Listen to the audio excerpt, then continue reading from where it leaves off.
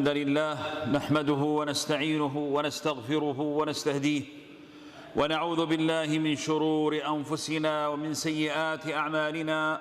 من يهده الله فلا مضل له ومن يضلل فلا هادي له، وأشهد أن لا إله إلا الله وحده لا شريك له، وأشهد أن نبينا محمدًا عبده ورسوله صلى الله عليه وعلى آله وصحبه وسلم تسليماً كثيراً إلى يوم الدين. أما بعد فيا أيها الكرام، الله تبارك وتعالى. Уважаемые братья, Аллах Табарака ва Тааля Творец и тот, кто управляет всем сущим. Все, что на небесах и на земле, все это принадлежит Аллаху Азза ва Джаль. И ничто в этой вселенной не может происходить без Его соизволения и без Его знания. Аллах Табарака ва Тааля сказал: «Скажи, неужели вы не веруете в того, кто создал землю за 2 дня, и равняете с ним других? Он же Господь миров. Он воздвиг над землей незыблемые горы, наделил ее благодатью и распределил на ней пропитание для страждущих или для тех, кто спрашивает, за 4 полных дня. Потом он обратился к небу, которое было дымом, и сказал ему и земле: придите по доброй воле или по принуждению. Они сказали: мы пришли по доброй воле. Потом он обратился: посмотрите на величие могущественного Аллаха Джалля Джаляля. Потом он обратился к небу, которое было дымом, и сказал ему и земле: придите по доброй воле или по принуждению. Они сказали: мы пришли по доброй воле. Он сотворил их 7 небесами за 2 дня и внушил каждому небу его обязанности. Мы украсили нижнее небо светилами и оберегаем его, или для оберегания его. Таково предопределение могущественного, знающего. Аллаху Акбар. Какой же великий Он царь и владыка. Все, что вы видите, небеса и землю, Аллах Азза ва Джаль сотворил за 6 дней. Он мог бы сотворить их за мгновение ока, но во всем этом была мудрость Аллаха. Итак, Он тот, кто сотворил ее. Все сущее и всему придал соразмерность, который предопределил судьбу творений и указал путь, который взрастил пастбище, а потом превратил их в темный ссор. Ничего не происходит без Его знания об этом. Любая беда приходит только по Его мудрости и уходит только по Его милости. Все, что ты видишь или слышишь, является сотворенным, и Аллах – Творец всякой вещи. И с величием творений приходит осознание того, насколько велика мудрость Аллаха по распределению судеб. Аллах Табарака ва Тааля сказал: «Воистину мы сотворили каждую вещь согласно предопределению». Все, что вы видите, все, что происходит, предопределил Аллах еще за 50 тысяч лет до сотворения небес и земли. И Он, Джалля Джаляля, знает о всякой вещи. Он знает, что было, что будет, чего не будет, и что было бы, если бы оно было. Поэтому Аллах сказал о многобожниках: если бы их вернули обратно, то есть если бы Аллах вернул их обратно к жизни, то они непременно вернулись бы к тому, что им было запрещено. Потому что Аллах Джалля Джаляля знает, каким было бы положение раба, если бы он вернул его к жизни после смерти. Аллах также сказал о себе Джалля Джаляля: у него ключи к сокровенному, и знает о них только он.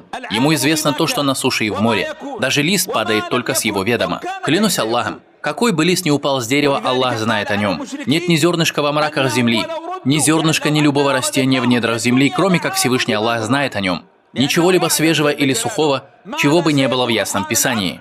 Помести это вероубеждение в свое сердце, что Аллах знает о всякой вещи, знает обо всем, что ничего не происходит без Его знания Джалля Джаляля.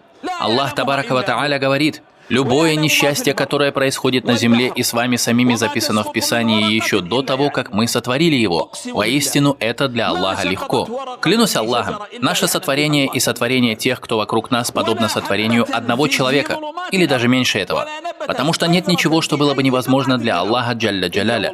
Сегодня мы поговорим о том, что происходит в Китае, о бедствии, которое их постигло, о болезни, которая распространилась среди них.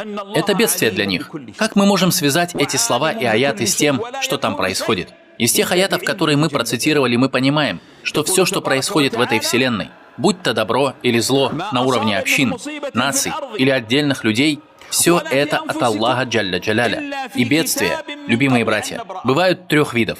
Первый вид – это беды, которые приходят к рабам, чтобы поднять их уровень. И это то, что происходит с пророками или избранными из его праведных рабов. Да сделает нас Аллах с вами из их числа. Например, почему был испытан пророк, саллиллаху алейхи вассалям, и вообще все пророки? Не было такого пророка, который не был бы испытан. Это первый вид бедствий, который служит повышению степени испытуемого. Другая разновидность бедствий направлена на стирание грехов. Это касается простых верующих. Пророк, саллиллаху алейхи вассалям, сказал: Поистине великое вознаграждение от большого бедствия. Что это значит? Не думай, что Аллах послал тебе болезнь из-за того, что Он тебя не любит. Нет. До тех пор, пока ты верующий, те испытания, которые приходят к тебе, это милость к тебе. Они даже могут быть указанием на то, что Аллах доволен тобой. Потому что посланник Аллаха, саллаллаху алейхи вассалям, говорит: поистине великое вознаграждение от большого бедствия. Когда Аллах полюбит народ, Он испытывает его. И тот, кто проявит свое довольство в этот трудный момент, обретет довольство Аллаха. А тот, кто проявит недовольство, обретет недовольство Аллаха. Так что будь доволен. Потому что испытание, которое придет к тебе, как к верующему, может быть благом для тебя. Третий вид бедствий – это то, что в основном происходит в разных общинах и нациях. Это беды, которые являются разновидностью мирского наказания, в котором наш Господь делает напоминание человеку, чтобы, возможно, он вернулся и задумался. Эти беды отличаются от наказаний в ахирате, вечной жизни, потому что в судный день будет происходить нечто действительно серьезное и ужасное. Но Аллах посылает предостерегающих увещевателей, отправляет посланников, посылает то, чем устрашает людей. И если они проявят беспечность, то горе им. Задумайся над этими аятами. Всевышний Аллах говорит: «Мы уже отправляли посланников к народам до тебя. Мы подвергали их нищете и недугам, дабы они стали смиренными». То есть были общины до тебя, о Мухаммад, да благословит его Аллах и приветствует, посланника Аллаха. Мы направляли на них нищету, не спосылали на них недуги. Дали им и милость, и наказание, чтобы они стали смиренными. Почему же, когда их поражало наше наказание, они не становились смиренными? То есть, по идее, когда к ним пришло наказание, они должны были бы вернуться к религии Аллаха Азза ва Джаль. Но этого не случилось. Аллах продолжает. Их сердца ожесточились, а шайтан приукрашивал для них то, что они совершали. Когда они позабыли о том, что им напоминали, мы распахнули перед ними врата ко всякой вещи, то есть и благо, и зло. Когда же они возрадовались дарованному, то есть Аллах открыл перед ними удел, и на них свалились блага небес, когда же они возрадовались дарованному и впали в еще более беззаконие, не вернулись к Аллаху, не покаялись, мы схватили их внезапно, и они пришли в отчаяние. О Аллах, не гневайся на нас, на твоих рабов. О Аллах. Посмотрите, как Аллах Азза ва Джаль уничтожил беззаконников.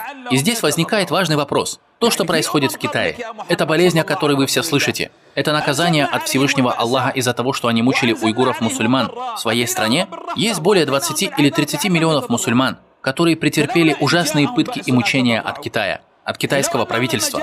Сейчас мы не в том месте, где можно было бы подробно разъяснить этот вопрос. Но суть в том, что сейчас Аллах Азза ва Джаль испытал этих людей болезнью, и люди связали одно с другим. Но правильная ли эта связь?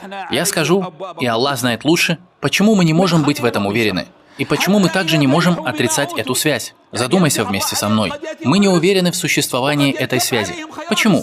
Потому что то, что сейчас происходит, например, в мусульманской Сирии, хуже, чем положение уйгуров в Китае. Буквально сегодня там произошла резня. Ужаснейшие убийства. Пречист великий Аллах. Клянусь Аллахом, такого не происходит больше нигде на земле. Мы просим Аллаха сломить тех, кто сломил мусульман. Скажите аминь.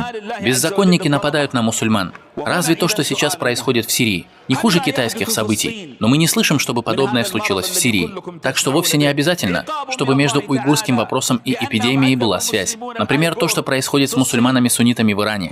Или то, что испытывают наши братья-палестинцы от евреев в Палестине. Еще хуже. Таким образом, мусульман истязают повсюду. Так что мы не можем сказать определенно, что это наказание для китайцев. Хорошо. Почему тогда нет наказания для тех, кто мучит мусульман в Сирии или в Палестине? Или в других странах мира? Почему? Так что мы не можем ничего сказать определенного. И скоро я разъясню этот вопрос. И также мы можем подтвердить эту связь. Почему? Потому что Всевышний Аллах не утверждает несправедливость. Всевышний Аллах сказал: «Не думай, что Аллах не ведает о том, что творят беззаконники». Клянусь Аллахом, не может быть такого, что наш Господь услышит мольбу несправедливо угнетенного и не поможет ему. Это Он, Джалля Джаляля, поклялся помочь притесненному, как сказал посланник Аллаха, саллаллаху алейхи вассалям. Аллах поднимает мольбу притесненного над облаками, перед ней открываются врата небес, и Господь, Азза ва Джаль, говорит: «Клянусь своим величием, я непременно помогу тебе, даже если через некоторое время». Такая уж эта мольба, даже если она исходит от немусульман. Таким образом, братья, правильно будет говорить с уверенностью о том, что такие-то общины были наказаны, и также не отрицать это наказание, потому что мы не можем судить Аллаха Азза ва Джаль. Аллах знает лучше, наказание это или нет. Аллах знает лучше. Не связывай одно с другим. Ты не получил на это полномочия от Аллаха Азза ва Джаль. Это Аллах управляет всеми делами. Тем не менее, мы скажем, что Аллах справедлив и не согласен с беззаконниками, и что в Его наказании есть мудрость. Он может наказать целые народы потом. Один Он может наказать землетрясениями других, извержениями вулканов или гражданскими войнами. Третьи могут быть наказаны экономическими войнами. Разновидностей наказания много. Они чувствуют их, а тот, кто пытается их игнорировать, не знает о том, что это наказание. Поэтому, любимые братья, задумайтесь со мной об этом аяте. Всевышний Аллах говорит: зло появляется на суше и на море. Из-за чего? По причине того, что совершают людские руки, чтобы они вкусили часть того, что они натворили, и чтобы они вернулись на прямой путь. Поразмышляйте вместе со мной. Зло появилось, то есть испортилась жизнь людей. Например, из-за пожаров. Вы видите, как люди часто сажали и сажали. А потом наступает такой год, когда сгорает все, что они сажали. И это то, что произошло в Ливане. И недавно в Австралии. Или же они все строят и строят. Потом приходит цунами и смывает все, что они построили. Зло появилось. То есть жизнь у людей испортилась, и все это по причине их дел. Таким образом, это наказание от Аллаха Азза ва Джаль. То, что мы видим в Китае, может быть связано со злом в их экономике. Сейчас, братья, за один этот месяц они потеряли столько, сколько не теряли за 20 лет. У них такие убытки в жизни и в экономике, хотя они владеют всеми видами материального счастья, которые только возможны. Может быть такое, что они совершили несправедливость, и Аллах помог тому угнетенному народу. Мы не будем определенно говорить «нет». Ответ на этот вопрос знает только Аллах Азза ва Джаль. Аллах также может испытать своих рабов засухой, несмотря на дожди, потому что они ослушались Его. Послушай этот хадис, в котором посланник Аллаха, саллаллаху алейхи вассалям, сказал: 5 вещей, которыми вы будете испытаны. Я прибегаю к Аллаху от того, чтобы вы застали их. О Аллах! Это великие слова, братья.